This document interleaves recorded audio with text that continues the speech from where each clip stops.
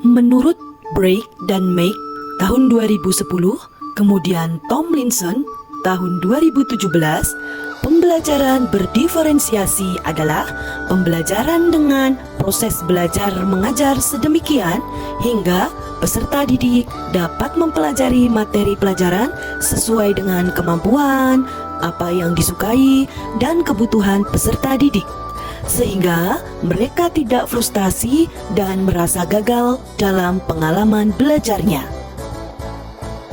Pembelajaran berdiferensiasi adalah pembelajaran yang memberikan kesempatan kepada peserta didik untuk melakukan kegiatan, dan guru mampu untuk mengkoordinasikan kebutuhan peserta didik dalam meningkatkan potensi diri sesuai dengan kesiapan belajar, minat, bakat, dan profil belajar peserta didik yang bermacam-macam.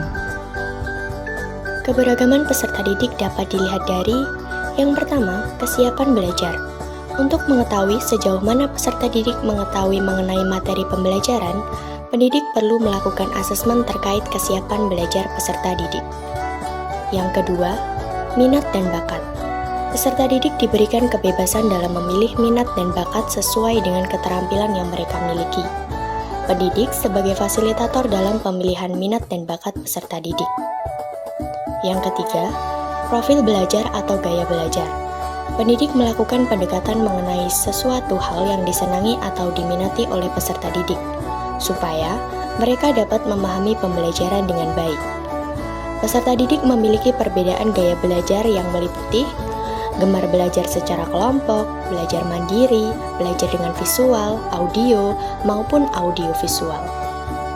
Teori yang mendasari pembelajaran berdiferensiasi diantaranya yaitu yang pertama, teori sistem ekologi.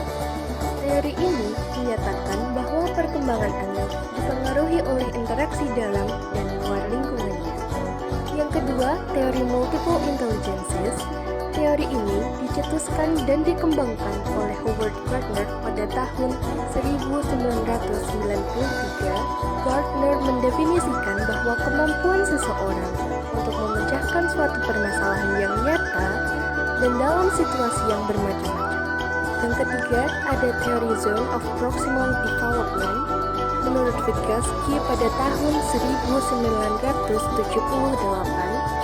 zona antara tingkat perkembangan aktual tampak dari kemampuan anak menyelesaikan tugas-tugas secara mandiri, sedangkan tingkat perkembangan potensial tampak dari kemampuan anak menyelesaikan tugas atau memecahkan suatu masalah dengan bantuan orang dewasa. Yang keempat yaitu ada learning modalities atau modalitas dalam belajar yang kerap salah diinterpretasikan sebagai gaya belajar. Learning modalities ini biasa dikenal sebagai visual, auditory, dan kinesthetic.